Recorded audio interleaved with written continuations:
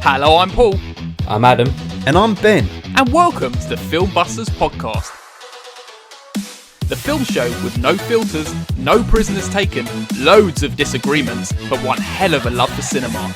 If you want to hear three friends ridiculing each other for an hour or so regarding their taste in films, then you have come to the right place.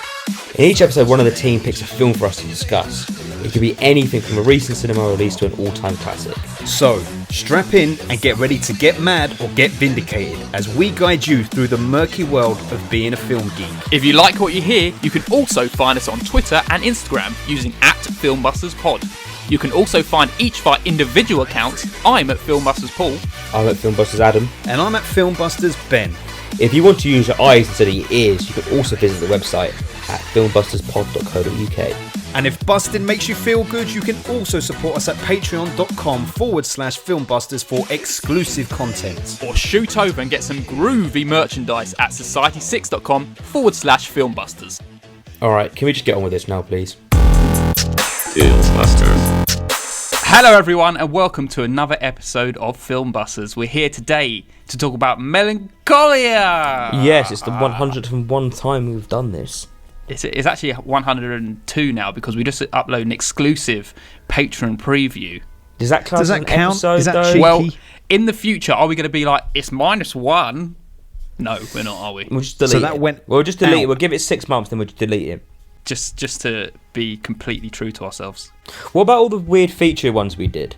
Are we included? Do they get included? They're all included, yeah. That's basically now our Patreon section. It is. So we technically pretty do much. it, but Yeah. Bringing up our patrons straight away 2 times. Yes. Let's get the Patreon plug out of the way then. Should we get out of the way? you can go find us at www.patreon.com/filmbusters. Adam's got it right for once. He is correct. He didn't say crossing the streams like he normally does. But yes, we have a Patreon channel if you guys want to check it out. www.patreon.com/filmbusters. We have exclusive content on there for you guys. We get exclusive stuff for our patrons, basically. They can come on and suggest stuff. They can suggest films that we want to review. They get everything there. Paul ate a condom on one of the episodes. That never happened. Yes, you did. Yes, you no did. explanation. Just opened it out of the packet in the middle of a recording. Yeah, he ate it. So if you guys really want to see that content, you have to sign up and pay for it. It's never come out again. No. He was trying to delete it, but me and Ben edited it back in. And just so everyone knows, what will we be doing after today's episode on our Patreon special? Well, on today's Patreon special, we're playing a little bit of catch-up. It will be Julio's pick after we did Limelight with him at the last episode. He wants us to discuss the good things and the bad things about silent films, which I look forward to talking about because I saw quite a whole bunch of them year before last. And it'll be good to have a little chat about some of the things that are actually quite fucking good about them. I tried introducing a silent podcast, but it didn't really work because nobody Mate, got on board with it. yours is a silent podcast every episode. Yes. I let these two boys chat. I was trying to introduce it, but you didn't really get the message, and obviously I couldn't speak to you and tell you that this is a silent podcast. You guys just kept on talking. Oh, I see. All the film connoisseurs out there were like, "Oh, Adam really liked paying tribute to the film involved." Yeah. He understands the art of silent cinema. You and Chaplin are the same people, mate. When everyone started talking, you're like, no, this is the death of me. Wonderful. But anyway, we'll be talking about that stuff later on. But anyway, if you want to sign up, you can get involved in that then. But for now, we're dealing with Melancholia, apparently. We are. Our third Lars von Trier film. It is. Does that take you to the top spot now? No, we've done 3 David Lynch's. We've done Eraserhead, we've done Mulholland Drive, and we've done The Straight Story. Mm-hmm. And I believe there's one other director that we've done as well. William Friedkin, wasn't it? What's the third Friedkin? We did Sorcerer. Exorcist 3. And the Bug one. Oh, and Bug, yes. Oh, shit. I didn't even realise that. I forgot the Friedkin even did Exorcist 3. Look at... Oh, hang on. He didn't, did he? He didn't. No, No, he didn't. that's why. Oh, that was close, though. Almost. Almost. That would have been sweet. So it's Lynch. We've had Martin Scorsese do 2. I think Lynch is our only trilogy, and now it's von Trier. Well, I think it's my pick after this, isn't it? It is. So I think the director I'm picking, I don't think we've done a film by them before. All good. Spoiler Okay. alert. Say nothing more, man. Jesus Christ. I'm only giving them a little bit. They're not going to know to the end. They have to listen to all the like jabber in the middle. I hope it's a lady director. It's actually not, unfortunately. You disgusting. Why are you so backwards? Have you picked a female director? Have we done a in female the director? past. Captain America was a female director. Captain America was female Captain director, Marvel. was I mean, Captain Marvel. surely. They Why? like to, Because they it like was a to, female lead. they like to bring women in for female leads because they think they're being very like forward thinking, but they're not really. Disney think, oh, let's bring in a woman because it's a female lead, and then we're being really progressive here. It's like, no, how about you just bring a female in for any film, not just wait Yes, for the female I agree films. with that. Captain Marvel was directed by somebody called Anna Boden There you and go. Ryan Fleck. Had to Oh, have yes, a man there as well. I remember just that, because she yes. couldn't do the job by herself, so they had to Yes. have a man there too. Yes, I remember that as well. There was a man involved as well. All right, shout. I'm going to go through our list of films that we've covered from top rated to bottom, and shout when you find one that's directed by a lady, and we'll see which is our highest rated female directed film. Ready? Whiplash, The Irishman, Home Alone, Cinema Paradiso, Joker, Casino, Mulholland Drive, and here it comes, One Night in Miami. Oh, yeah. yes, very nice. That's nice. That is our I'm glad best. we've got one in our top 10. Yes, very good. Good. We did it, guys. More of this kind of thing. Anyway, shall we proceed? Yes. Should Yes. we move on to the staple of every episode, which is the quiz? Yes. Okay, well, if anyone hasn't listened to our podcast before, we do a quiz every episode. I ask Adam and Ben 2 questions. They are all related to the film we're doing, which today is Melancholia. So, if they get the questions right, they get a point. If they get them wrong, I get the points. Yes. Lovely. Ben, you're on 17 points. Adam, you're on 20 points. I'm on 10 points. Because Julio asked many questions in the last episode, which gave me a bunch of points. You have a chance to be right on the heels of Adam, Ben. Okay, are you ready for the first question? Excuse me. Are you? Yeah. Okay. Fingers on voice boxes. What you got, biatch? In part 1 of the I've film... done this many times, and you never get the South Park reference. Yes, it's a South Park reference. I get it. I don't need to say it's South Park because I know never- the reference. You've This never isn't once for your said reference. that This is South Park. Filmbusters. I know. All right, fine. Stop misbehaving. I'll put you on the naughty step. Sorry. He's trying to distract you, Adam. Yeah, exactly. He's got me off balance. Here we go. All right, I'm ready for everything now, though. In part 1 of the film, Justine sees a red star in the sky that is part of the Scorpion constellation. What is it called? A Taurus? No. I don't even understand the question. What is the Nor star do I called? really, but Scorpio. Justine sees a red star in the sky that is part of the Scorpion constellation. I don't know what this Yes. question Oh, is. then you didn't watch the film properly then, did you? The red star had a name. You were very close, Ben. It's called Antares. Yes, see, I had a feeling. I knew it was something like that. Give So- me the point. Genuine question that was. I'm not giving you the point. You said the another wrong star thing. sign. Ben, that's all you did. Well, You said a I Taurus. yeah, I know. It was close, though, eh? It was but very that close. was accidentally close because you were just going on star signs. You're stingy people. I know. I got confused as to what the red star was in relation to the planet, and all I could think was Melancholia. So I know. remembered there being something like Taurus. That was a trick. You, Oh, dear. You would have thought to say it was Melancholia, but it was not. It was Antares. Melancholia was a planet. Or you Man. could just say, I don't get the question, like Adam does, and then he blames my question when he actually wasn't watching the film. Well, look, Paul got his first point in 3 months. Thank today. you. Thank I you. hope you're proud of it, Paul. I am very proud. that 11 11? points. I'm on Different. 11. Legs 11. Legs 11. All the chicks 66. 2 fat ladies 88. Are you ready for the next question? Yep. If you wanted me to say, that is a bingo reference, Ben. Yeah, I need to be acknowledged, mate. Otherwise, I'm just talking into the void. Okay, second question. Here we go. And final question. What is the name of Justine's favourite horse? I thought this would be an obvious one. You love the name questions. You should know to take note. I know. I'm going to in the future. I thought you were going to ask us what drink she was drinking at the wedding. What on earth? Okay, What? you obviously didn't guess this one, right? No. Shall I say what it is, or do you want to have a guess? Yes, please. No, we'll have a guess. Go on then, guess. Go Sam. on, Adam, you go first. Yes, I thought it began with an S, so let me have a think now. That's wrong, is it? That's wrong. Sam. I thought it began with an S, though. Striker. Abraham. Okay. I did have it in my head that it began with an S, so when Adam said Sam, I was like, right, well, it's definitely an S then. Very good. I'm on 12 points. 2 points for Paul. Let me say, did you take note of any of the stuff that happened in this film? Did I take note?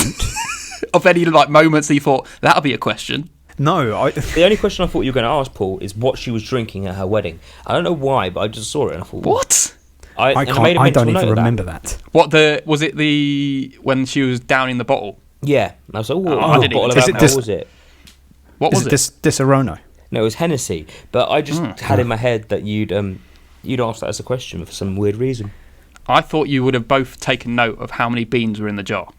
Oh, that would have been a good question, but can I guess? I think I know. It was like 2,000, wasn't it? Wrong. No, that was wrong. It's 600 and I want to say either 28 or 38.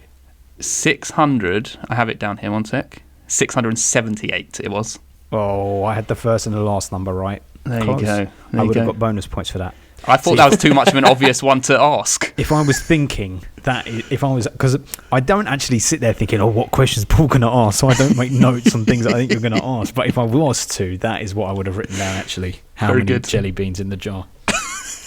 What a weird fucking thing to do at a wedding. What were they raffling off, anyway? I don't know. Jelly You never know. beans. It was just the jelly beans they were raffling off. You get the whole jar. It's like your wedding. I didn't even want the jelly beans, Ben. You gave me jelly beans. Yeah, you got the jelly beans for free. We didn't even make you guess, mate. You just got it. Well done, Paul. Look at that. Both points to me. So that at the end of that round, Ben 17, Adam 20, and me 12. Oh, shit. Fantastic. Now things are getting interesting again. All right, shall we move on to the main event anyway? Yes, please. The main event. My question follows on from the German romantic thing. Can you talk a bit about your German roots and the Gothic aspect to this film? And also, you mentioned Gothic.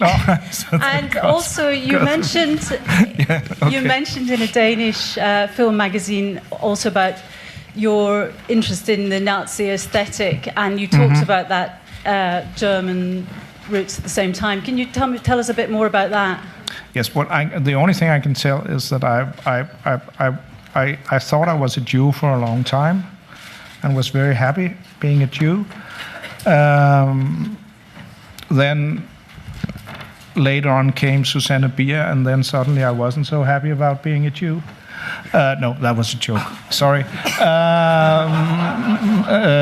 But it turned out that I was not a Jew, and even if I'd been a Jew, I would be kind of a second-rate Jew, because there are kind of a hierarchy in the Jewish population. But anyway, I really wanted to be a Jew, and then I found out that I was really a Nazi, because my family was German, Hartmann.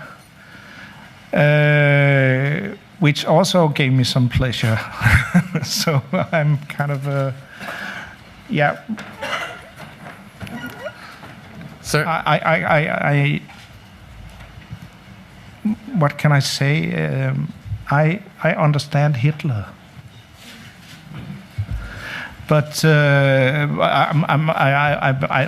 think he did some wrong things. Yes, absolutely. But I can see him sitting in his bunker in the end. But there will come a point at the end of this. There will come. I will. No, I'm just saying that I understand. I think I understand the man. He's not what you would call a good guy, but I understand much about him, and I sympathize with him a little bit. Yes, but come on, I'm not for the Second World War, and I'm not against Jews. Susanne Bier is no, not even Susanne Bier. That was also a joke. I am, of course, very much for Jews. No, not too much, because Israel is a pain in the ass. But still, how can I get out of this sentence? By another question. Here's your salvation. I just want to say about the art of the. I'm very much for Speer. Speer I liked. Albert Speer I liked. He was also maybe one of God's best children, but he had some talent that was kind of possible for him to use during. Okay, I'm a Nazi. Right, everyone, today we are talking about Melancholia from 2011 by Lars von Trier. This is a spoiler episode. We'll go straight into spoilers, no hanging around. So if you haven't seen it, we will be spoiling it, so you might want to go check it out and then come back, or just spoil yourself. We don't really mind. First of all, Adam, you have to do a very good or very bad plot summary, whatever you decide to do today. I don't even know what I'm deciding to do. Let's see how this goes. I even don't know how the plot summary goes until the two of you at the end of it. Oh, that was actually all right. What? This film is Were you having a conversation with 5 different people in one sentence then? I was just talking to the atmosphere. You sounded possessed. He was talking to the atmosphere. Anyway, this film is about 2 sisters, and one of them is suffering from depression, and the other one is looking after her. And it's all very weird, and a planet is coming towards Earth, and it's going to destroy Earth. Well, this is very good. What else am I possibly going to add to a plot summary about that? In the same sentence, a perfect and very bad. Exactly. That is the plot of the film. Well done. That's fine. Just a little background information for anyone who cares. This was Lars von Trier's 2011 sci-fi drama, which was inspired by his own experiences with depression. The leading actress Kirsten Dunst herself had also suffered from depression, so was drawn to the role for that very reason. And she was actually recommended to von Trier by Paul Thomas Anderson. This is the second entry in Lars von Trier's self-titled Depression trilogy, sandwiched between Antichrist and Nymphomaniac. And, as you will have heard before we cut to this segment, it was during the press run at the Cannes Film Festival for this movie that von Trier infamously came out with his Nazi Hitler comments. Interestingly, it is Lars von Trier's least favourite film of his own. He thinks it is a little bit soft and has described it as double cream upon cream. And he says when watching it, he was hoping for a bit of bone to be found in amongst the cream so that someone might crack their fragile tooth on. And that's all I got for this one. I think that's enough. I like that little quote. Do you want to know another bit of trivia? Yes. I think it would take a lot of effort to figure it out unless we signed up for a pro Patreon account, but I think that because of Udo Kier's appearance in this film, he's probably the actor we've watched the most films for this podcast, because he's been, in the last 12 months, I would say he's been in at least 5 films that we've done. I could easily show you. So we've got Melancholia, we've got Bacurau, Dragged Across Concrete, and we've got Melancholia, Bacurau. We've got My Son, What Have Ye Done? Yeah, Dragged Across Concrete. Including this film, we've done 4. You're 4, apparently. I said then. Really? Yeah. Bacurau, Dragged Across Concrete, My Son, and this one. Oh, well, that's disappointing. I thought he'd been in more. Apparently not. What a shame. Okay, so this is my film choice. So I am going to decide what order. And I'm going to go first. Okay. And then it's going to be Ben. And then it's going to be Adam. Okay. I don't think Adam's going to last for a while, so okay. I'm going to let him wait it out. Milk it out. Okay. So, me first. I only watched this film a few weeks ago, and I really wanted to discuss it on the podcast. I was really blown away, and I hadn't stopped thinking about it since I first watched it, so I was really excited to go back to it. I absolutely love the approach to like contextualizing depression, the sense of isolation, from your family and friends, the lack of understanding from everyone around you. I think it's just all so brilliantly portrayed in this film, and every character is written so well that they project like every intention that Lars wants you to see and feel. I feel, and whether that be that like their lack of understanding, their greed, their naivety, their selfishness, or like the fear of the situation that like this massive world crashing into the planet. And I just feel like everyone has so much depth in the film, and I love that.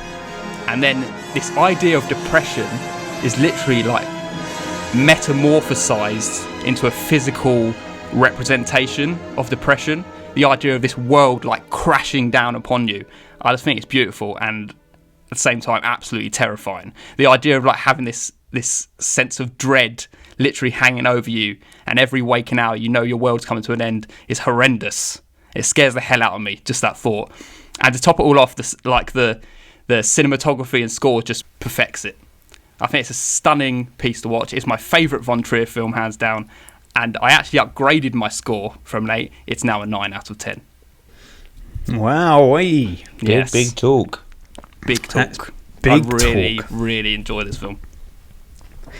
That's big talk, baby. Lars Von Trier, baby. And what do you give Antichrist for context? Antichrist, I actually give a 7. You did? That's true. Yeah. Good lord. There's something that I can't get past with that film. I think it is the subject matter, and it goes a little too heavy with it, I think.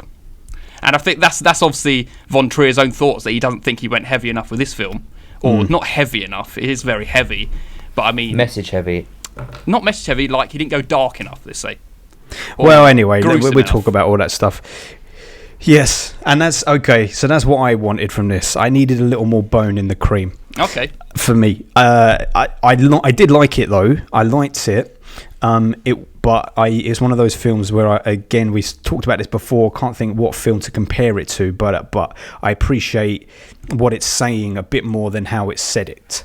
I'm probably going to enjoy talking about it more than I enjoyed the experience of watching it, because I thought the first half particularly was just a little bit boring after a while. Oh, really? Yeah, I get what you mean about the characters. They all feel very real. They feel very real and very well fleshed out and thought out. But there wasn't quite enough happening. After it quite quickly gets established for you, like I knew that it was about depression before watching anyway. So then once she starts revealing that depression a little bit more to the party, I guess from there it all became a bit repetitive, because it felt like every interaction she had with someone, it was like, we're going to reinforce for you now that she's depressed and that people are being cruel to her and wicked to her and telling her she should be enjoying herself. And it's like, I get it, let's move on from that now. And that went on a little bit too long. I actually enjoyed the second half more, much more probably. I enjoyed the second half a lot more, because for me it just showed 3 different viewpoints of the world there, because you had the depressive, you had the sort of, I want to say realist, not optimist, not realist, but kind of like normal, if you want to call it that. I'm not saying that being depressed isn't normal, but like the more everyday person who doesn't identify themselves as having depression, their point of view, and then the really cold, rational point of view of a situation. So Kiefer Sutherland's cold, rational, maybe borderline scientific, Charlotte Gainsbourg's sort of like normal, this is how we would react to a situation, and then Kirsten Dunst. And I really liked that section. I liked the 3 of them reacting to this thing. In many ways I would have enjoyed the film if it had been more that the whole way through and exploring the threads of that. But because of that first half and how slow and ponderous it was, and because even though the second half was good, it was what it was. It feels like with Antichrist so much stuff was happening, and it was like, what's this saying? What's that saying? What's this saying? What's that saying? Whereas this, it was kind of like, okay, I get it. This is good, but and what? Why are you running this story for 2 hours and 20 minutes now? But I enjoyed it as an insight into depression. I don't personally think it offers like much in the way of new information on depression. It doesn't make me think necessarily any more about depression or give me any sort of insights that I didn't particularly have before. But I think it felt very honest. And I did enjoy it. This is really tough for me because when I watched it, I was like, that's a 6. But as I'm thinking about it and the thinking of it, it makes me want to give it a 7. So the only way I was able to really decide, because I found it almost impossible to decide, was to look at what I've given 6s and 7s this year. And the only film I've given a 6 this year is Burn After Reading, and it's better than that. And then the 7s, my lowest 7 is Lego Batman, and 100% it's better than that. So it has to be a 7 through process of elimination, but it's borderline. It is borderline. How does it match up against Pan's Labyrinth? Well, we can say that at the end when we go and place it. But there you go. I look forward to talking about it. I do. Wow. Okay. Let's start. First of all, I kind of agree with Ben on this film a bit more than I agree with Paul. The first half of the film went on for way too long, and like Ben says, once you've got the message across, we can kind of move on now. Like you're just watching the same thing happen again and again, and it's kind of a bit. I kind of get why, because it's kind of trying to bring her into our world, but they did it quite early on. So now we can move on. I enjoyed the second half a lot more, but I didn't enjoy every part of this movie. There were some parts of the movie, for me, where it dipped a bit, and there were some parts where it was good. It's quite, I don't know, I found it a bit too, like, I don't know, self-indulgent in places as well. I don't really know how to describe this film, but yeah, it was very hit and miss throughout the whole of this film. One minute I was like, oh, this is actually pretty good. One minute I'm like, can this film hurry up? It is way too long. It doesn't need to be 2 hours and 20 minutes. It should be like an hour 40. You can cut a lot of fat off this film. I think that's probably what let it down in some ways. And I'm going to give it a 7 as well. 7 as well. That's higher than you gave Antichrist. I enjoyed this more than Antichrist. I feel like it's a little bit more palatable, and I feel like the message is a bit clearer, and it's more... Antichrist, you have to be in a very particular mood, I think, for it, whereas this is kind of a bit... They put a bit more ribbon on it.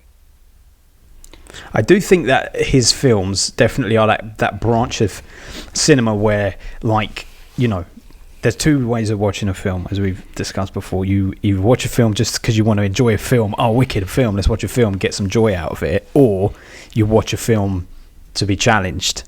And all of his films you don't put on for enjoyment. You're like, I'm getting ready for some thoughts and some themes here that are going to be hard to digest. Definitely. Talking about that first half, just as you were both talking then about you thinking it was going on for too long and it was very repetitive, I really like that that first half. And first of all, I think that it was quite fleeting and it kept jumping from moments to moments, and I was thinking they're not even trying to fill this out too much, and I could have had a little bit more, if anything. Oh, really? But I can kind of see that as soon as you start talking about it, I was like, this is exactly what a depressed person will be feeling like, that they're hearing the same thing again and again, like, buck up, stop feeling like this. And I see it as almost like this is a depressed person and how they have to deal with their day-to-day, where nobody, like, is understanding them or wants to talk to them, or is just trying, like, very trivial ways to try and get them over their depression. And I can see it that way. I can and I can't. Like I said, it's kind of like you're getting put into her world, but I don't know, the film wasn't moving forward. It's like, yes, this is the beginning of a film like this. Like, you've got to win people over at the beginning, and it's kind of like already putting you off, in my opinion.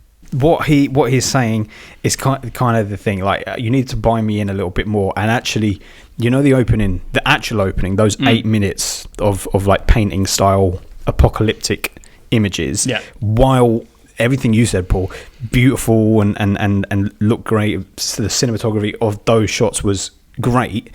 I was bored halfway through that because I was like, the first few, I'm like, oh wow, and then I'm like, all right, get to the point, Lars. You're doing 8 minutes of this, and then reset. Okay, appearing in the limo thing, very funny. I was on board with the limo thing. I was like, okay, here we go. This is new for Lars. And then we get to the party, and it's like, now you're stuck in first gear again, man. Like, we had some momentum, and now you're just spinning your gears. That's interesting. It's so interesting. I really enjoyed it. I loved being in that headspace of just like this.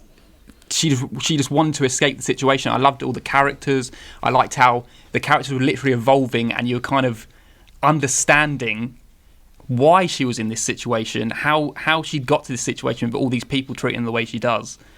And I thought it was great. Like even to John Hurt, right, when he comes into it, I was like, I quite like him as a dad, and she kind of attaches herself to the dad and wants him. Yeah. Where at the end of the day, he is actually like just kind of learning and progressing through that first half. You actually learn that he's probably the actual one who made the mum as bitter as she is, because he's just left her. Yes. And she's craving this man's attention, and he's just not giving it to her, and he calls her Betty. It's like, doesn't even call her the right name. Why he calls lots of people Betty for some strange reason. I don't know whether it's some kind of early onset dementia or something. Dementia thing, or even just a way of showing how he really doesn't care, and he's very selfish. That he just like, oh, you're Betty. It's like, don't care about the actual person. Betty, you. I did enjoy John Hurt's character though. But he's just like, are you Betty? Oh no, you're not Betty. Like, yeah, I enjoyed it, but you know what? So here's something that kind of didn't work, right? Take away the fact that Kirsten Dunst is suffering with depression. Mm-hmm. Pretty much everyone at that wedding was an arsehole. Yeah. And I think in order for it to really, if it wanted to do something a bit fresh and insightful with the depression angle, it was not make everyone an arsehole, because I could have kind of got into her headspace more if they weren't all already arseholes. Because that's the thing, people with depression are, from the outside, they can seem very happy to everyone else, but not everyone around them necessarily is an arsehole. There are nice people around them who, you can't, not blame, but you can't say, oh, well, that's why they are the way they are. That's why the way that they're reacting the way they're reacting, because they're surrounded by these people. No, there's depressed people who are surrounded by loving, caring people. But everyone pretty much at that wedding, apart from, to an extent, her husband, was an arsehole. I saw her husband as a bit of he was just a naive idiot, and he didn't understand how to deal with the situation. Yeah, he didn't understand how to deal with her depression, that's for sure. Yeah, he was very like base instincts, like, oh, now I can have sex with her because she's taken her clothes off. Mm. But like, you would assume so on your wedding night, right? Well, yeah, you would assume so, but then that's assuming wrong, because that is not the person you're marrying. But, I don't know. I kind of feel like Lars was trying to say something else here, and it got convoluted, because why did everyone around at the wedding need to be selfish, horrible, terrible people? Is it a case of he suffered with depression, so it was like his whole worldview is that everyone is terrible, everyone is horrible, so actually it was like perception that everyone at the wedding is terrible and horrible? Or did he just throw a bunch of terrible, horrible people around her? Because if he wanted to really like make it accurate and true, put some loving, caring people around her too. I feel like he maybe did it to lament that, like, this is what she sees people as. She doesn't see anyone there. The only person that seemed nice there was her dad. But he wasn't. He wasn't. He left her in the lurch when she really needed it at the end. And that was the point. He was like the husband who just left the baby as soon as the baby was born. Yes. Like, okay, why do you think he did it? Why do you think Lars made everyone assholes? I feel like that's the way she looks at the world. That everyone's an arsehole. Perception. No one really reads you correctly. No one. You can't latch onto anyone. You're at this party, but yet you feel so alienated that you just want to keep leaving it and you want to keep going out. Yeah. Partly perception, and partly that is just her life. That is the story. It is not trying to say that all depressed people have no one looking out for them in their lives. It's just, this is Kirsten Dunst's life. This is Justine's life. She just surrounded by these horrible people, and I almost saw it. I was trying to, like, on my second watch, attach these people to a deadly sin, and it kind of worked in some ways, but then I thought no, because they're not counting up the sins. Like there was Pride with Kiefer Sutherland, who's constantly about money, and I've put all this money out for them. She should be happy, kind of thing. It's like this is my riches, and Pride about we have 18 holes in this golf course, kind of thing. 19 and then it's like Wrath, who's like the mother she just hates everything. She just wants to get rid of the wedding. She doesn't believe in it. And then Stellan Skarsgård would be greed, because all he cares about is his business, and he wants her to create the tagline. And I was kind of like putting these deadly sins to different people, and it was like not every lust. Well, in some way, yes, but I don't think it went that far with the lust to say he was lust. But I feel that's why I enjoyed it, because I didn't feel like they were hammering down everyone is in the same boat. Like, everyone feels exactly the same about Justine, about getting over it. They all have their own reasons to be selfish. Yeah. And that's what I enjoyed. That's what I loved about these very deep, filled out characters. They can take a lot from. Yeah, I mean, they did have lots of individual stuff going on for them, which resulted in them being like these fucking terrible people. They were fleshed out, which is good considering you only spend fleeting time with each of them. Yeah, I don't know. I just feel like maybe it would have been nice to have not had, like, it would have felt more of a true representation of depression if not everyone around her was terrible. But equally, I take your point, Adam, that maybe that is just all perception. Maybe it is just all from her point of view. Because the first half of the film, that first chapter, Justine, is shot differently. It is very kind of browny gold almost. It feels like it's all at night time as well, isn't sepia it? Toned.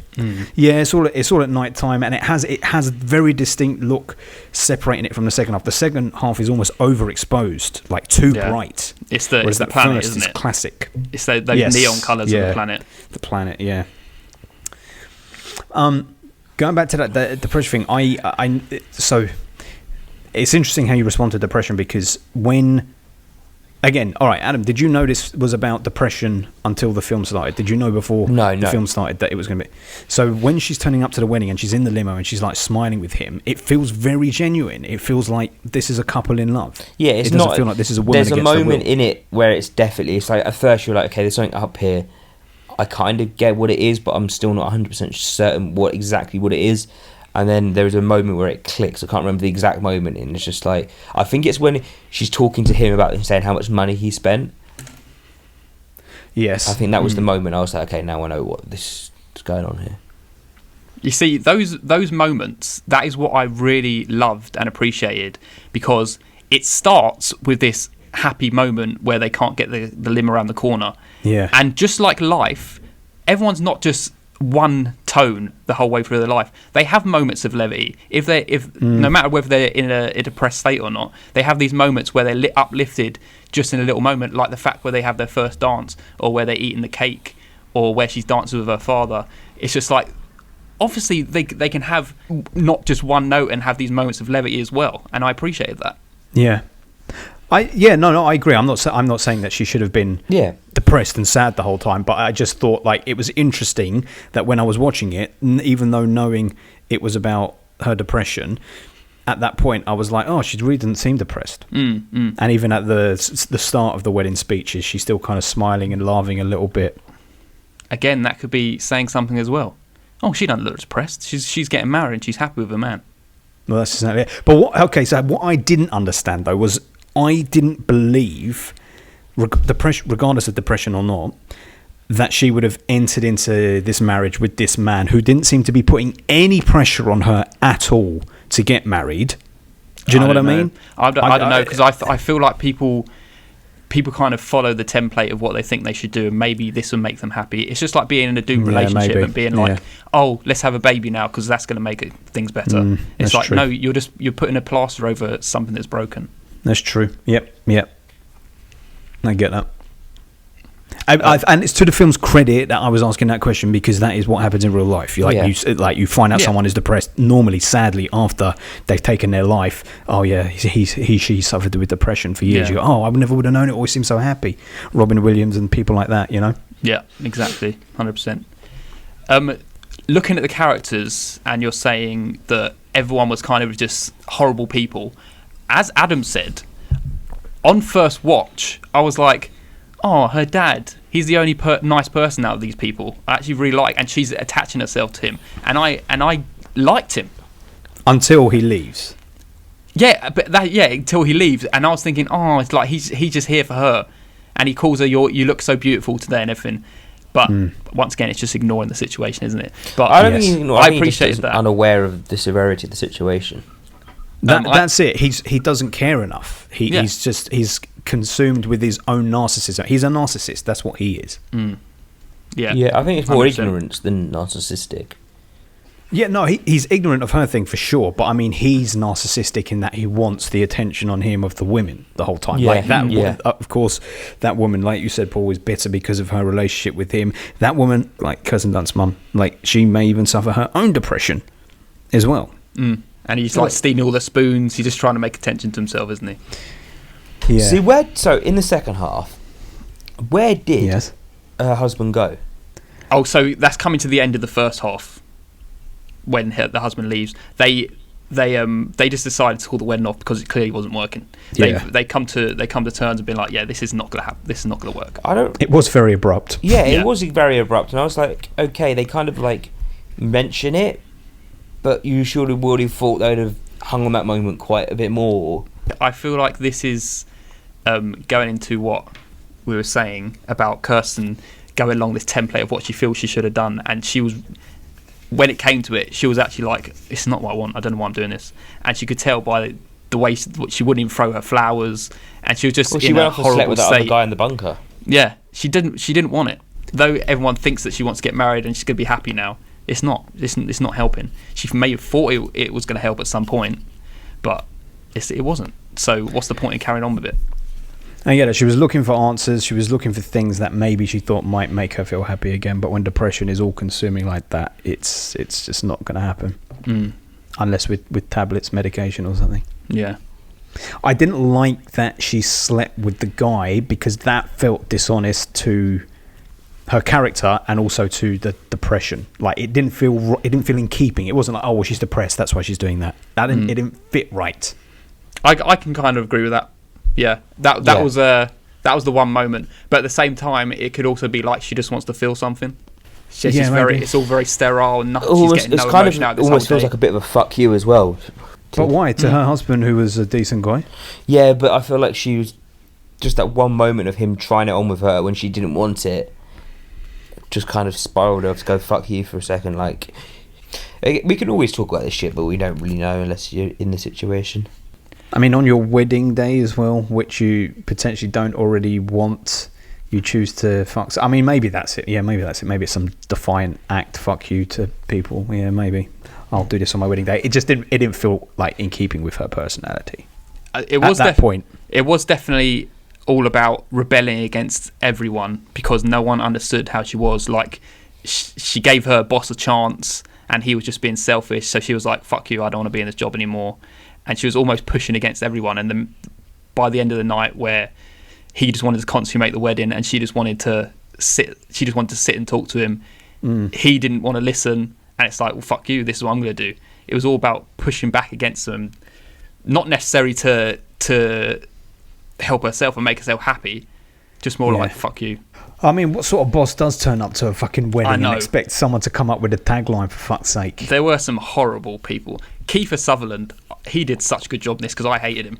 Yes, I know. He was horrible. Personally, I think he was the MVP. Well, no, that's not true. Kirsten Dunst and Charlotte Gainsbourg were better, but I think was the great. three of them did the best. Yeah, they did. Those three did do the best. Yeah. Yeah.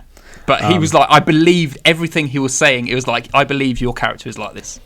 Yeah, totally. And I couldn't work out if he was a good or a bad guy at first because like it was such an affluent house. Yeah. It's hard to determine whether or not the characters that you're meeting are bad people or just rich people because sometimes they go hand in hand and sometimes they don't. Like when automatically in a film, when you see like opulent wealth, you go, well, you're either an arsehole or you're just fucking rich as fuck, and that's just how you act. This is what happens when you have a big showy fucking wedding that has nothing to do with the people involved and everything to do with what's going on around them, because it was all about the country estate and all of that shit. Yeah. And that was their house. Like, fucking hell, man, how self-consumed are you to throw that shit at your own house? Was it actually their house? Yeah, because they were living there, right? It was the same golf course. It's like your house has a golf course, man. Yeah. That's the bit that threw me, that it wasn't their house. Obviously they're living there, but the fact that he kept saying, we've got 18 holes here. Because as if he'd like holes, paid the money for it to happen. Well, that's the thing. It's 18 holes, but there's actually 19 holes on the golf course. And I've read facts, and Lars said that the 19th hole is limbo. I don't know what that means, but Claire walks past the 19th hole. At the beginning. But he's all along been saying there's 18 holes. Yeah.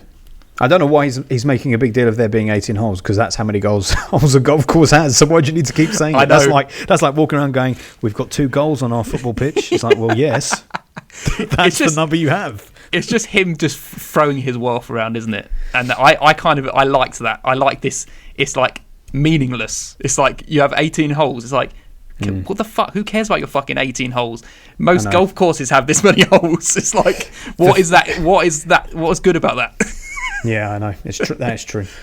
And I love as well his character where he's like, oh, this is Abraham, my horse. I'm the only one who he lets ride, and then Keith's in the background. That's not strictly true. It's like, I ride him. And he's like, just all these throwaway comments. It's like, yeah, you're making your character really an arsehole right now. Yeah. He was.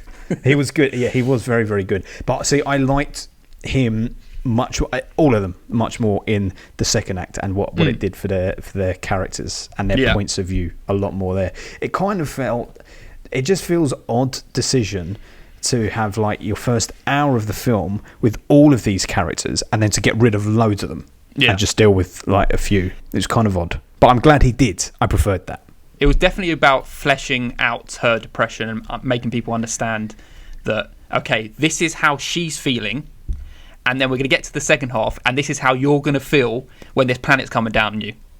It's like you're going to be scared, you don't know what to do, and this is like the whole world is feeling this right now, but you didn't care when this one person felt like this.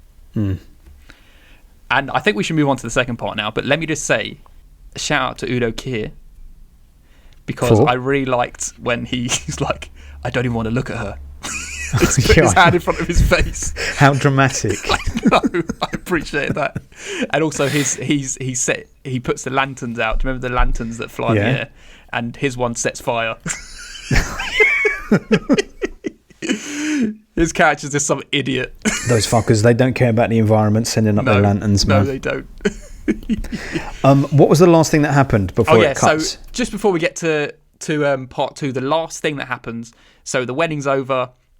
The next day they go out on the horses. They go to a bridge, which is I want to talk about as well, because Lars loves bridges in his films. Have you noticed that? In Antichrist, there was a very prominent bridge that she runs crossed over into the weird little world, wasn't it? Like where the house was, its own world. It was like the boundary into a different place. And this bridge, the horse doesn't want to cross it. The golf cart stops as soon as it gets to the bridge. I don't know what it's trying to say. I don't know what it means, but he liked bridges. The reason Lars likes bridges is he's a fucking troll. You gotta play the troll toe. He is. He loves to troll everyone, man. Well, that's it. That's him trolling people in his bridge. Yeah. It's like, look at this bridge. Maybe Lars couldn't get across it. That's why nothing else in his films can get across it. We can't film over there. It could be maybe something to do with crossing the bridge to salvation, like to get out of this place or this mindset. She wanted to escape this planet crashing down on her. She couldn't escape with the golf buggy. Yes. Coming away from the situation in the wedding, she wanted to get out with the horse, and they couldn't cross it again, or the horse wouldn't let her cross it. Yeah. But then the last thing they actually see, the horse doesn't cross the bridge.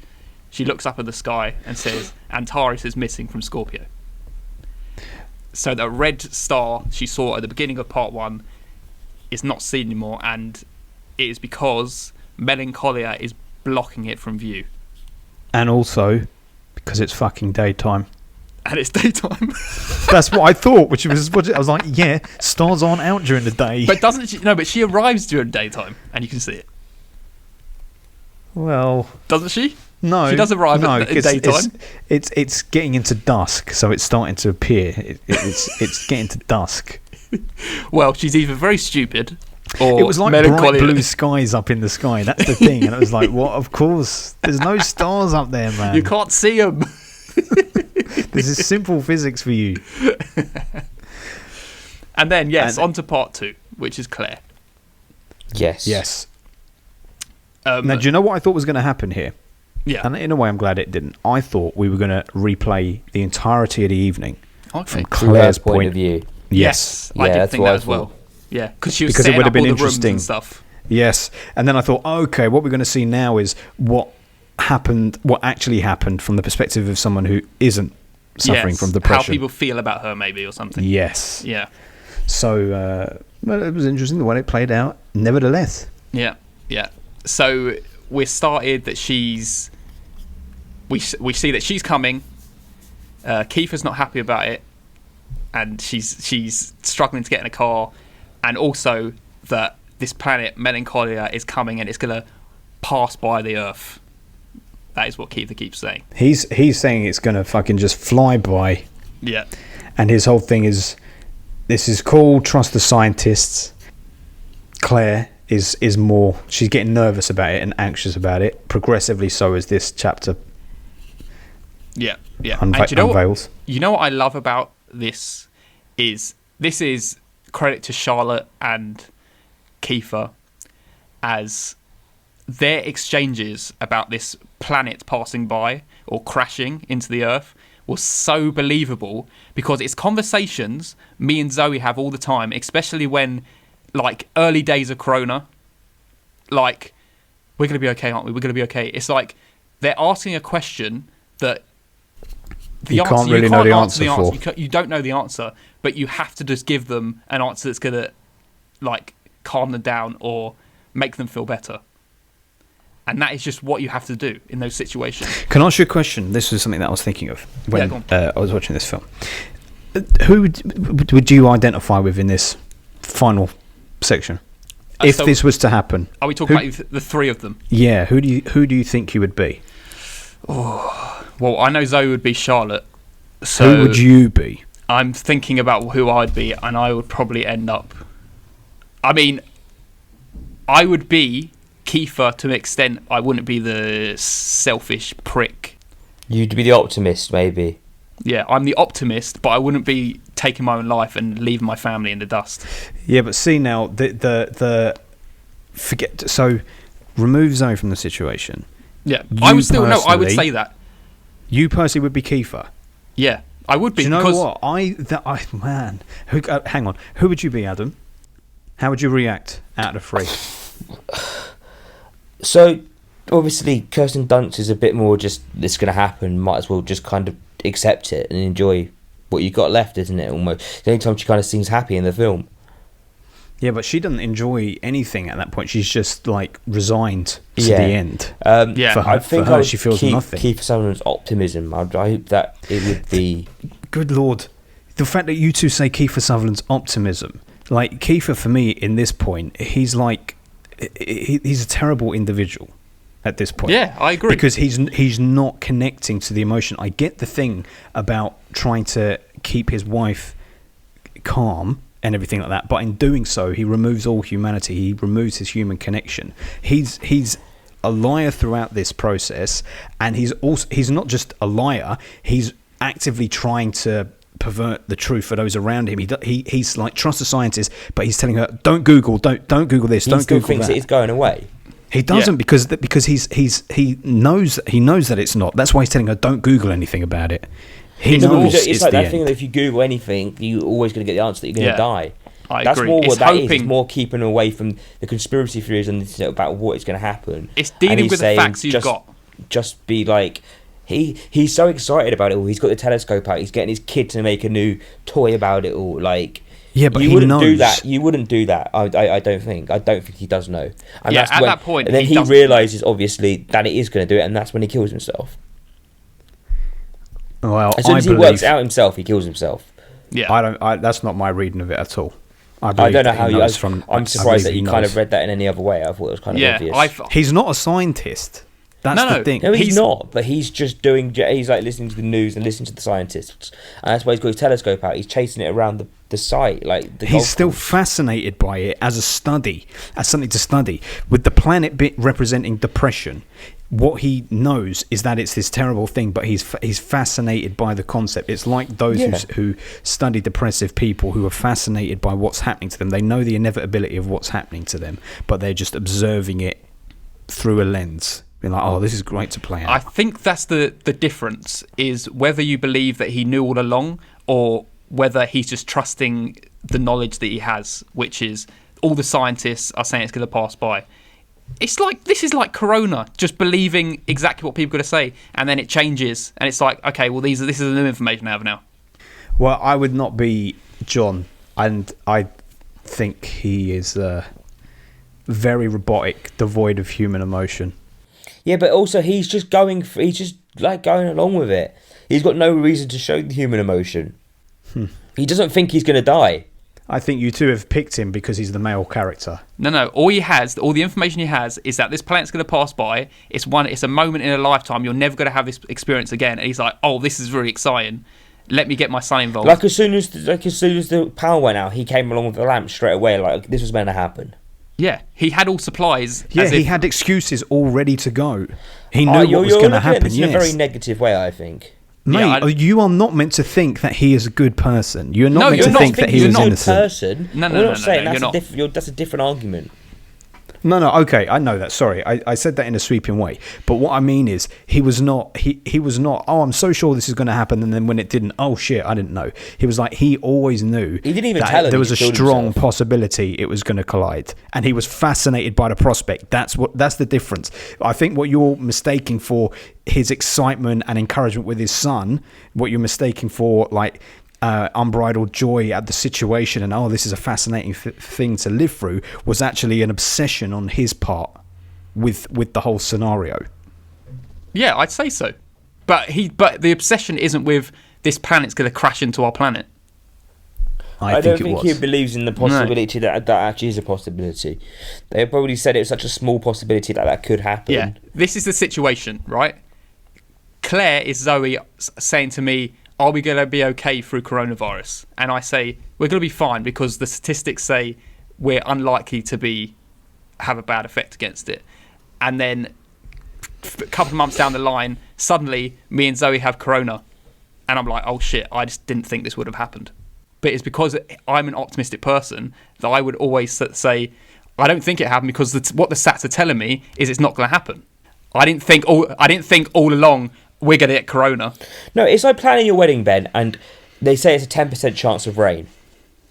But you don't put all your wedding inside straight away. You still plan to have your wedding outside. You go, it's a 10% chance of rain. That's a 90% chance that it's not going to rain. And you go on those odds rather than that odds. What you're saying, I agree. I agree that, yeah, but I don't. But that's not optimism. That's rationalism, and that's my point. That's what he's probably gone with. It's probably the news saying this, that, and the other. So he's rationalising. Yeah. Okay. All right. So that's what he's doing. He's rationalising the situation. Through rationalising the situation, and we're not talking about something small. We're talking about the end of the world, right? Remember this. Yeah. We're talking about the end of the world. By trying to rationalise it and actually shut out the reality and what is actually going to fucking happen, he takes the humanity out of the situation. He sucks the humanity out of the situation and becomes devoid of all emotion himself. So unlike Kirsten Dunst, who through her complete depressive breakdown has become completely disconnected from emotion and the world, he has done exactly the same thing, but through the process of rationalization and saying, well, this will happen and this will happen and this means this and this means that. So all these things are facts. All these things are facts, and I'm dealing with these facts. But the fact that is right in his face is that they are all going to die. But he won't deal with that. He will deal with everything around it other than that, because he would have to connect to his humanity. That they're going to die when he doesn't know that. When he finds out they're going to die, he then kills himself. Yeah, I would also say that saying he's devoid of emotion is actually it's the opposite. He was incredibly excited as soon as he found out that the planet was going to get destroyed. He was incredibly depressed so much that he killed himself, even more so than Kirsten, because she doesn't kill herself. It's almost like a snapback and elastic band. Yeah, it's like I've been dealing with this all along. You can't even handle the extreme emotions of each situation. Where she's been dealing with it this whole time. Where as soon as he starts feeling like she does, I'm getting out of this world. I need to go. Yeah, I can get that. I think that is the whole point. These three characters, they're very polar opposites of monotone depression. Then there's Kiefer, who is, I think he's on both sides of like the spectrum, hyper excited, and then suddenly, as soon as the planet's going to explode, he's gone. Low as you can go, I'm killing myself. Claire is kind of, as you say, the rest of the population, how they would act in the situation. They're kind of just bumble along, hoping they're going to be okay, and then scared as soon as the realization hits them.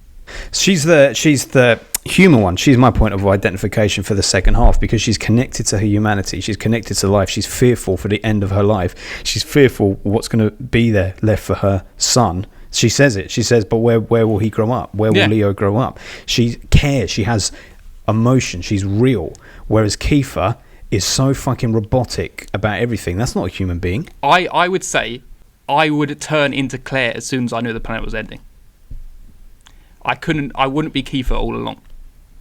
And I think that's it. People are all different. You can't just assign yourself to one emotion.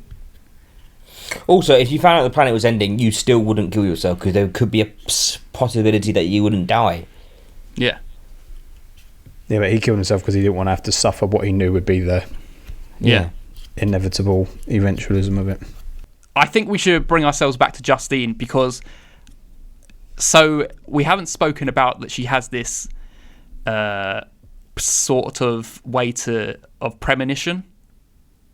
Yeah. And she, I don't know how this premonition works, but as soon as her nephew explains about the planet, this is when her whole personality changes.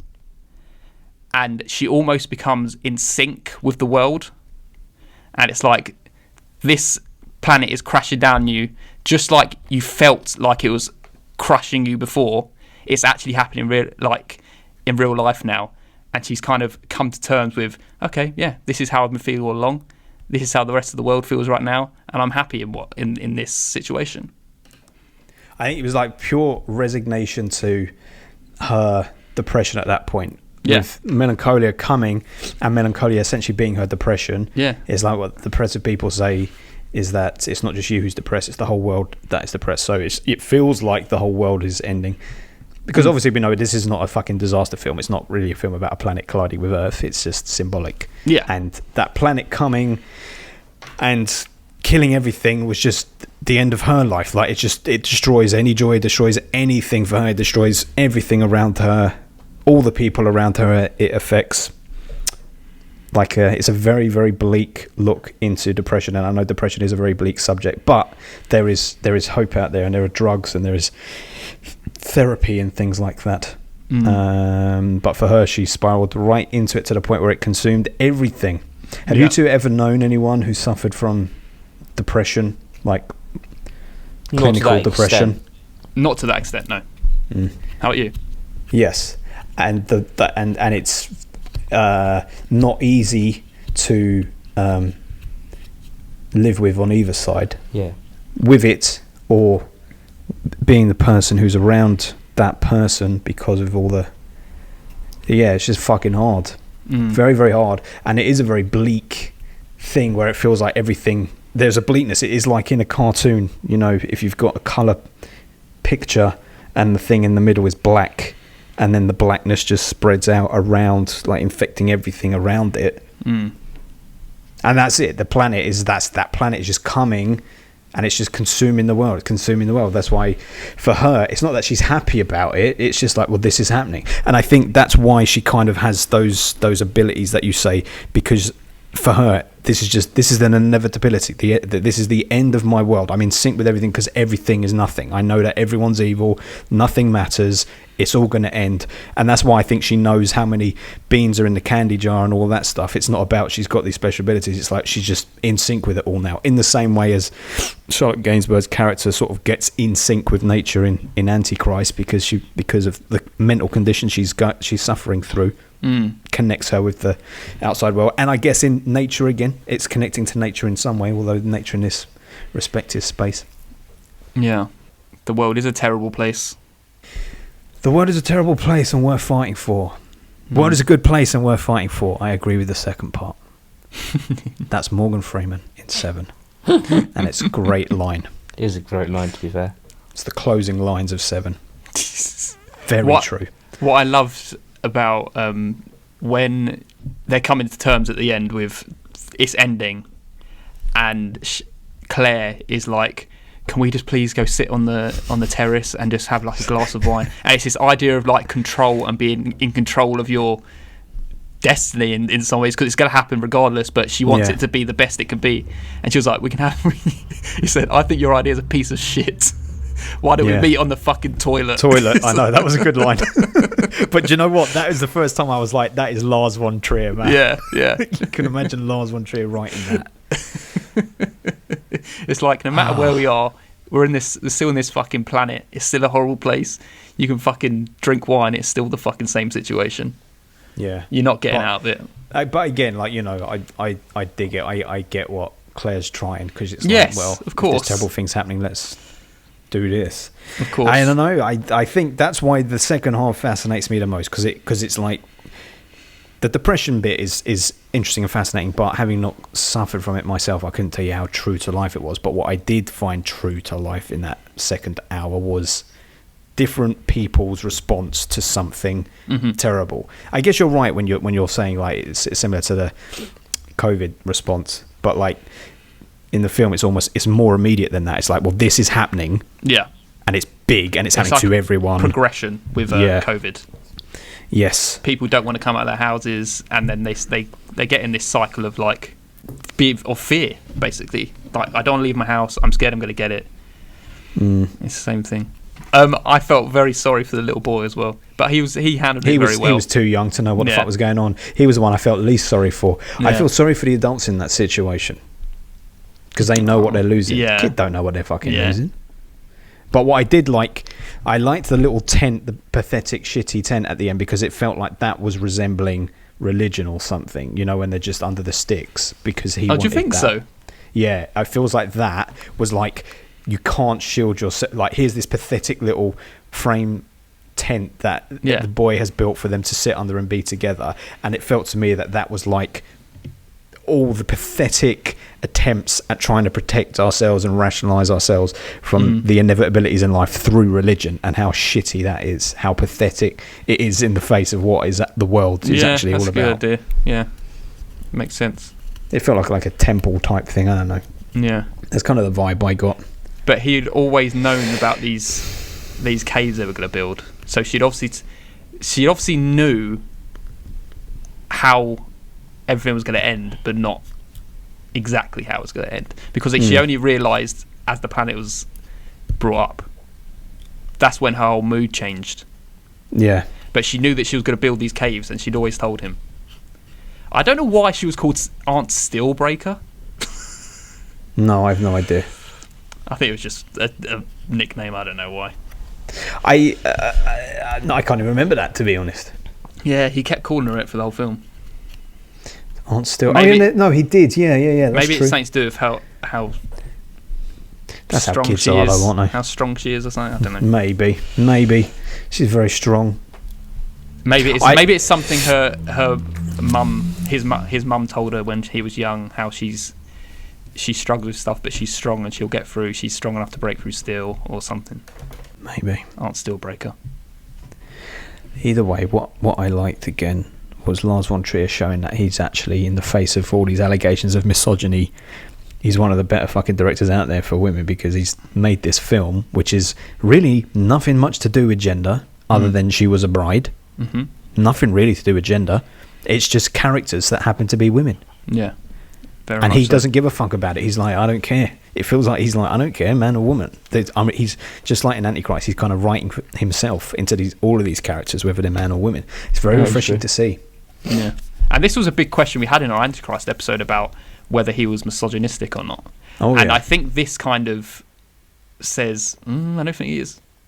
No, I do not think he is. And I think we came out, like we said, that there's different takes readings. on it. He's a very raw person, I'll tell you that. That's what he is. He is raw. And like, you know, to talk about Lars for a little bit, like that clip that was played at the beginning, that's not, you know, because he's so awkward, mate, part of that from like this crippling shyness, his depression, everything.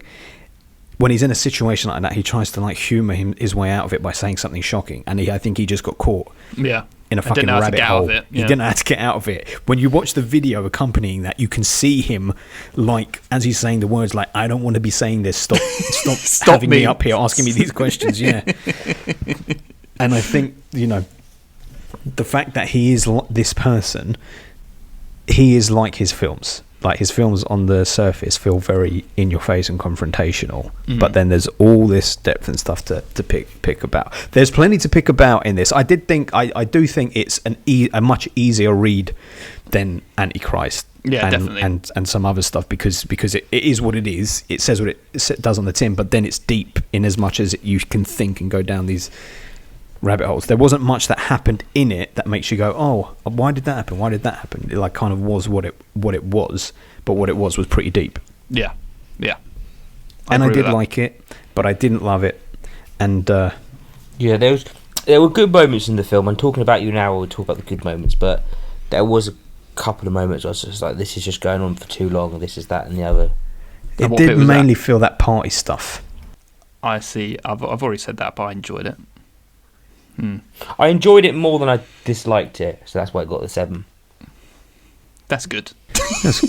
Enjoyed it more than he disliked it. And I love the score in this. I thought it was beautiful. I know it was just a classical piece they kept playing, the same classical piece they kept playing, but I loved it. It worked really well. He calls it a very romantic score for a romantic movie. Yeah, especially the best use of it was when she's basking in the light of the planet. Oh yeah. And this big like orchestra's playing. It's like, wow, this is something. It's great. Those shots were good. They were very good. He likes those shots because he had them in House That Jack Built and Antichrist as well, where it's almost like a postcard slowed down, a slightly moving painting postcard type image. He's very good at that. And then the rest of his filming is always kind of like handheld, staticky. Yeah. I appreciate him. I've never been really bored with any of his stuff. Like even this film, I wasn't bored by the film. It wasn't a boring film, but it was too slow and repetitive in points, which made me go, come on, get to the point. We know this now. Yeah, that's fair. I can see. But he is an indulgent fucking director. Like House That Jack Built. Remember how we felt watching that? That was like, oh, how long have we got left? I feel like I want to go back to it. That's what this felt like in places. I re-listened recently to our House That Jack Built episode, and the way we were talking about it, it was like, God, I would love to watch that again. It's so much was going on. Yeah. Hitler turns up at the end of that. Don't forget. I do want to watch it again. Hitler takes a lot and takes was Jack it like 2 hours 40, hell. wasn't it? I think it didn't help. We were in a group of people, so I think it changes your opinion. I don't know. I feel like that film definitely benefited from us being together. I think we needed to be more immersed in it than we were. I think his film needs a lot of focus. Yes. And I don't think we had his full attention. No, it's true. And the exciting thing is Lars is still lying in our future. We got more Lars in our future because the Contrarians want us to come on over their way at some point to do Dancer in the Dark. Exciting times. I won't watch it till then. I know. I feel like we've watched quite a few Lars now. I mean, he hasn't done loads, but I like the fact that we've done a trilogy of his films. We should do a small. We should complete a trilogy of another director. We should do a Friedkin. Yes, we should do another Friedkin. Scorsese. I just want to see where I place this in terms of other Lars films on, because Paul, you say this is your favourite of his. I'm not entirely sure where this places. I feel like it would be low, but not in a disrespectful way. So disrespectful. I think it's probably my favourite out of the ones I've watched anyway. It's the one I rate the highest. Yeah. I don't think it's your kind of director though, Adam. Anyway. No, he's not. I gave this Nymphomaniac Volume 1 and Dogville the same rating. See, Dogville dragged on a bit. Yeah, I do think, I'm looking back on that thinking I gave that a very high score. Dogville was very, very long. I just appreciated the experience. Yeah, it was not experience, and I just hated the ending. It was just like, oh, here we go. Here's Lars, people sodomizing the woman again. I know, but then you say again, when else has that happened now? When you think about his other films that we've talked, if we're talking about Antichrist and Nymphomaniac and Melancholia, the women have the power in those films. Yeah. Oh yeah, because she does come back after being brutalated. Who in Nymphomaniac? In Dogville. In After Dogville, being she does, manhandled. Her and her father, they gunned the town down. Yeah. And like, I'm looking at his films here. For the most part, it is female leads. Mm. Fair play to him, man. Fair play. Nice. Well, anyway, you got anything more to say about this? I think that's the end of this review. I do think the most fascinating stuff, and I would almost like to rewatch this film just to watch that second hour, is the three outlooks on life. I find it interesting. It's interesting to me that you two view Kiefer in quite a significantly different way than I do. I think, but that all depends on how. If I believed that he felt that way all along, that the planet was going to get destroyed, I would not be in his mindset. I believe, on reflection, I believe that he knows, not that the planet is definitely going to destroy this planet, but he knows that it likely is.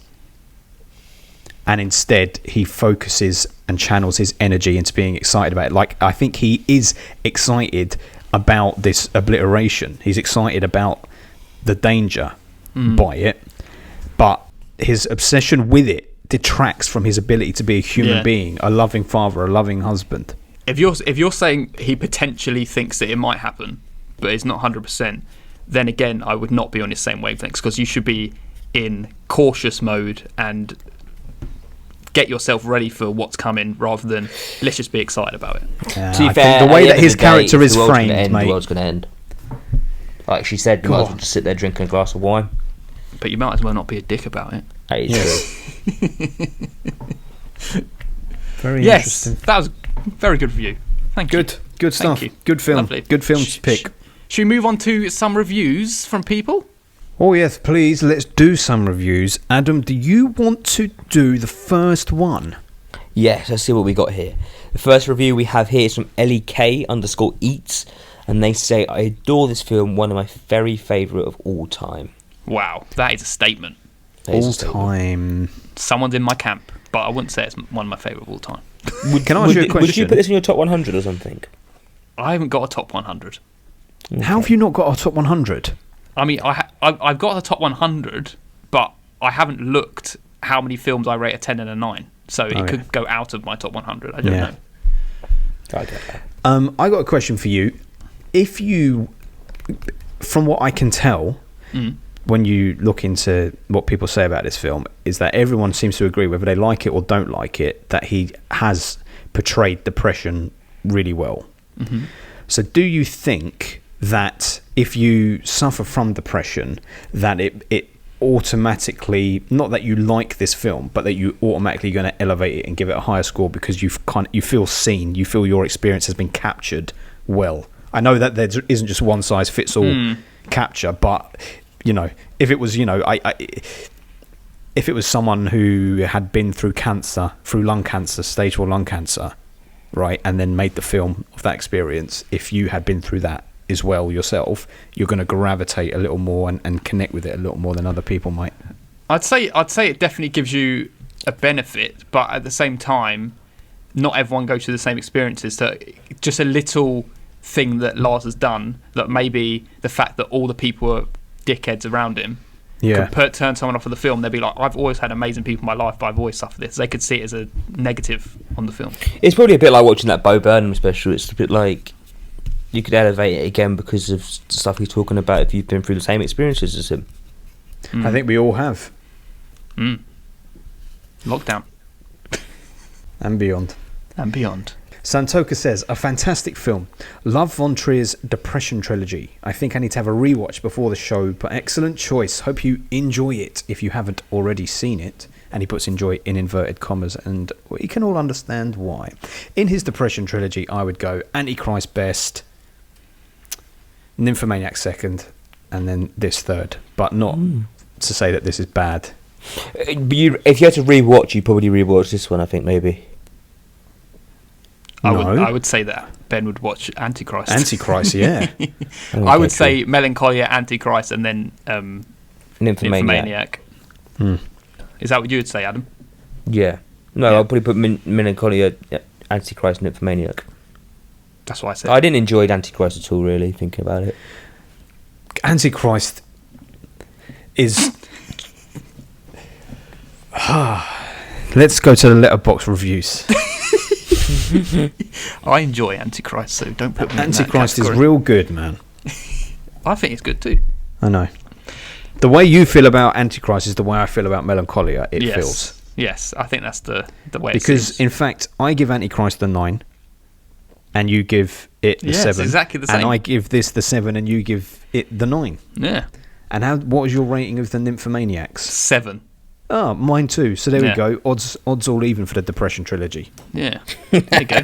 Adams is all very low. Yeah, I've got a 7, a 7, a 5, and a 6. 7. 7. So, are Right. we on to the... Yes, let's move on to our other segment, which is our Letterbox reviews. This is 3 reviews I've picked from Letterbox, and they're all of diverse rating. So we have a little colour and a little something to what people's opinions are. So, first of all, we have Yijan, and they've given the film a 5 out of 10, and they say, I know it's Lars von Trier's intention to make his film look like a series of paintings, and though they may look pretty, kinda, but at the same time they also felt forced, surreal to the point of being repulsive, simply too artificial to engross me. And whose idea it is to use handheld cameras in almost every scene? How annoying.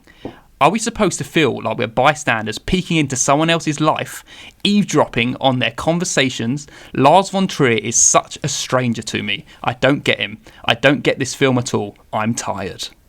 That's a high rating for that review. Well, If you had told me, like, if you put that review and go, what does this person give it? I'll go like a 3. Or... Yeah. well, 5 out of 10 is a bad film for me, so I'd say... It is a bad film. Yeah, but he's kind of like hating on the film, not just thinks the film's bad. Like, he's getting into the technical aspects of why he thinks the film's bad, not just because the story's bad. Well, he's kind of going against Lars, so considering this is probably his more easygoing films, maybe he's rated the other films a lot lower. So this is just his one that he's just going against Lars for, because it's maybe the last one he watched. What I don't get in this review is surreal to the point of being repulsive. It's really not that surreal. Yeah, I wouldn't say it's surreal. And how does it make it repulsive? What exactly is repulsive about it? I think that it all depends on your own tastes. Well, like, my God, you better not watch Antichrist if you're repulsed by this. Yes, surrealism, not everyone's bag. Nymphomaniac.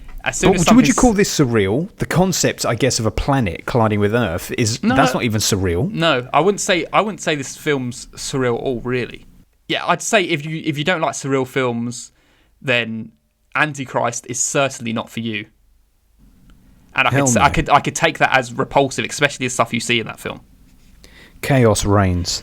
Yes. Evan Lebowski gives this film an 8 out of 10, and they say, finally, a Von Trier film that didn't totally disgust me. There's no event for the sake of trying to shock the viewers. Yay to no dick mutilation. Lars, you should make more legitimate films like this. I don't know what I mean. There's no event for the sake of trying to shock the viewers. Oh, right, I see. There's no scene included just for the sake of shocking people. Okay, yes. I see. Yeah, maybe.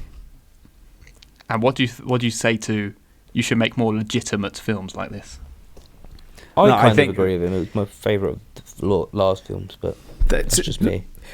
What makes this more legitimate than the others is my question back. If you want a legitimate film, you don't go seeking out him. I would say the word legitimate is a bit unfair. Yes, it Lars. is. Yeah. It's basically saying that because he puts that brutality in the other films, there's no need for it, and you've written it off because of those scenes. When technically they included for artistic reasons. Yeah, but it's everyone's own taste, isn't it? Everyone's taste. Yeah. And finally, we have a review here from Mark Rickoff. They gave the film a 9 out of 10, and they're quite possibly the best.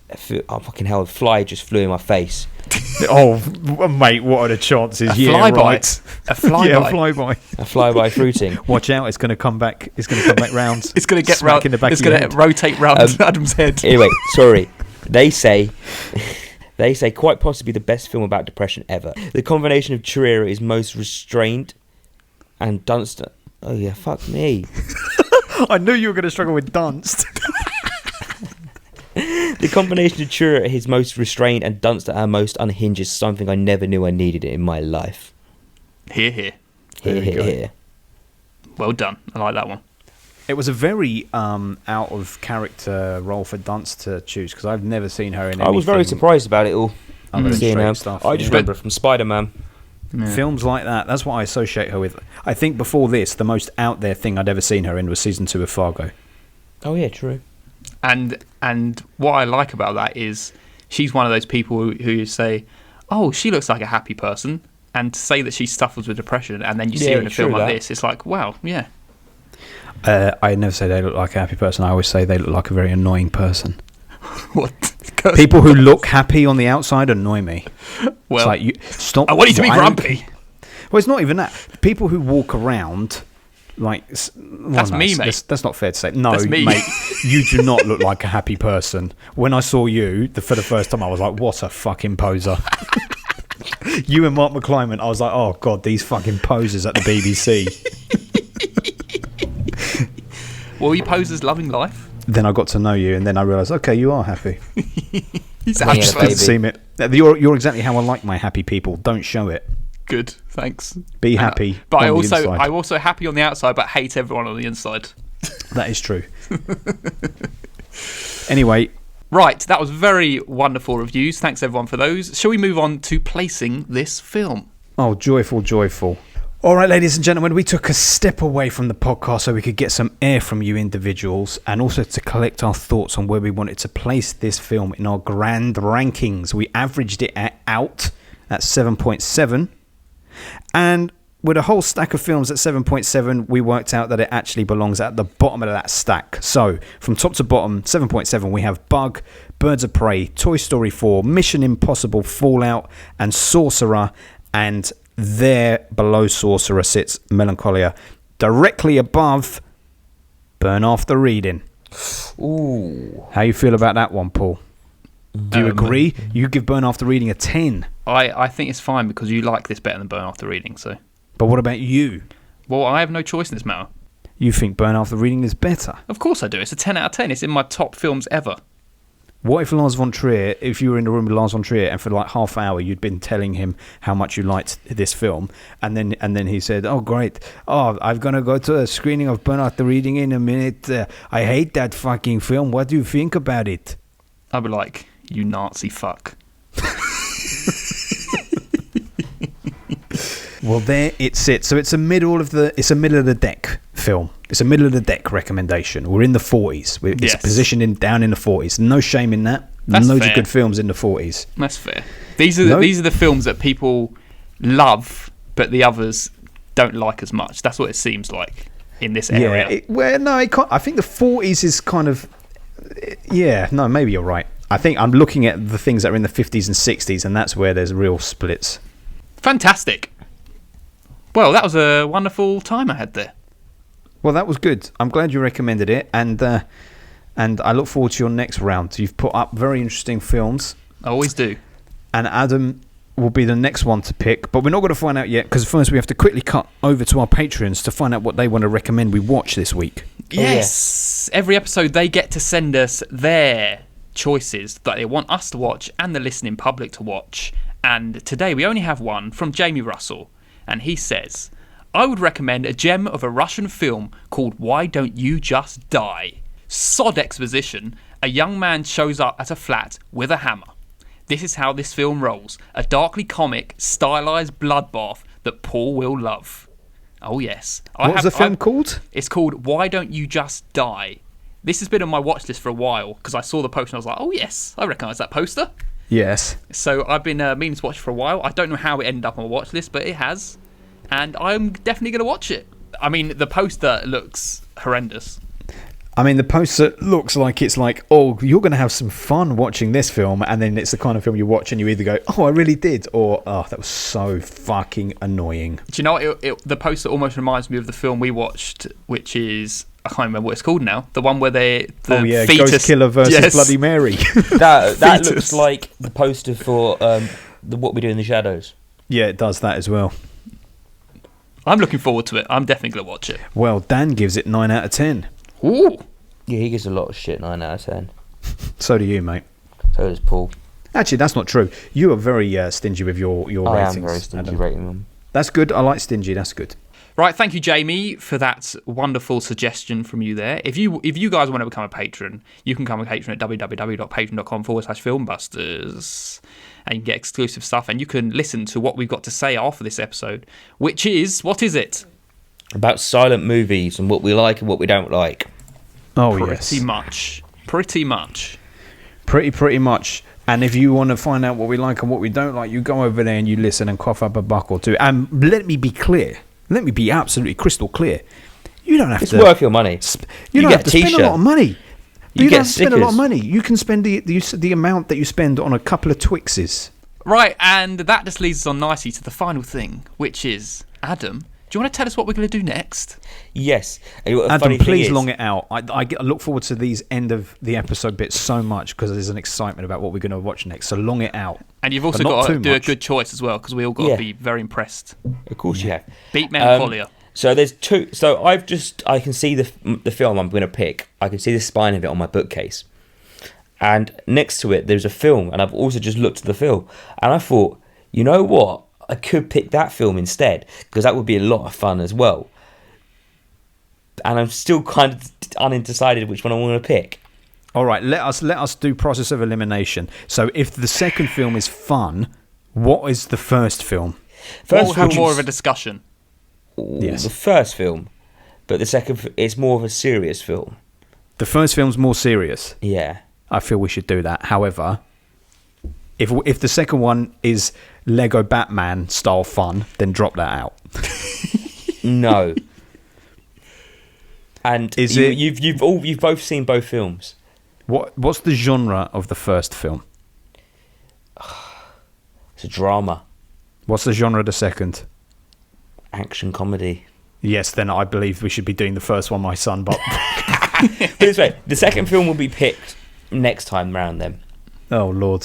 Okay, go on then. Well, hang on. It's up to you, Paul. Do the first one. Go on, tease the Yeah, first one do out. the first one. Okay. I don't know, I might go for the second one now. Adam's never picked a drama, you see. It's all down to you, Adam. You can pick whatever you want. There's no pressure. picked It's It your is all choice. down to you, drama. my son. The beauty, variety is the spice of life. If you want to pick that action comedy, you go pick that action I'm comedy. picking the action comedy because I feel like we need some fun on here. We picked Oh, some very Lord. serious film recently. Oh, God. We watched I mean, we something- have had a lot of serious films recently, but yeah, We're gonna okay. sigh. You know what We're this gonna film sigh. is? But I feel Tease like it out. Tease it out. come on, one of you's going to cheer and one of you's going to weep, and then it's going to be funny which way round it goes. As Paul is going to cheer. This film, I find it dear to my heart, and I watch it quite a bit. And the film Oh, is you better not be saying what I think you're going to say. The Nice Guys. Oh, I knew you were going to say that. Oh my God, Adam. Because I want Ben to rewatch it, and I feel like, Ben, if you rewatch it, you might enjoy it. Well, I tell you what, it's a good call because, as I've said in the past, I don't hate the film. I just don't get why you cream yourselves over it and everyone else 'Cause it's creams fun. themselves over it like it's the best thing since sliced bread. It's I mean, fun. I, bread's hope you go pretty in with a good. nice mind. Hope you go with Jenny a positive enjoyed it. mind and Jenny a beer enjoyed in it, your and Jenny hand. wants to watch it again. So your timing is very Well, apt, mate. it works well. We'll tell Jenny to give you a beer and you watch it with your beer and enjoy and laugh on a Saturday evening. Don't have a hangover.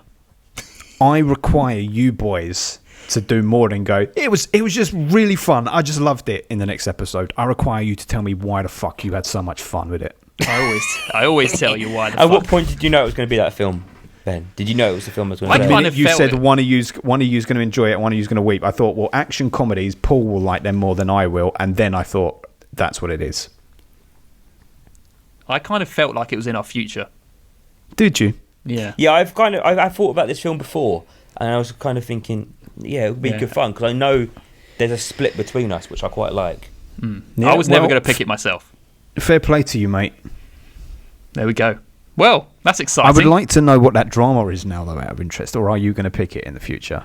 Oh, it will be in the future. It's been there for a while Okay, now, so alright, I'll pick alright, it. At some fair point. enough, Okay. fair enough. Wonderful. I'm very intrigued what that was, though. Right, I'm very excited to talk about that. I will reserve how much I like the film, but Excellent. Yes, I'm excited, and thanks for talking to me about Melancholia. I really enjoyed it. Yes, I really enjoyed it. Thank you for making a good selection and picking peculiar film. Always And like thank some Adam peculiar. for picking this film. Yes, I thank Adam for picking an action comedy to shake things up. But since Adam... Yes. What Adam's really done is dug his own grave. Because if he had picked a drama this week, then I would have felt compelled in my selection next week to go a little lighter. But since he's gone silly, I'm going to go heavy. We're doing it in Why Inland don't you just Empire. go silly as well? You're going back-to-back silliness. People... Are we doing Inland Empire? Oh, fuck me, man. I'd need to wait at least 10 years before I watch that again. That is a lot to... Boy, I'm... Oh, yeah. Ooh. You wouldn't show that to Maxie at a young age. He's already experienced it. Traumatised. Well done, boys, anyway. Thanks for listening, everyone. Goodbye. We will see you later. On the flip Or we'll side. see you on the Patreon. See you on the Patreon. Bye. Bye-bye. Love you. Bye. Thanks and everything else. Fieldbuster.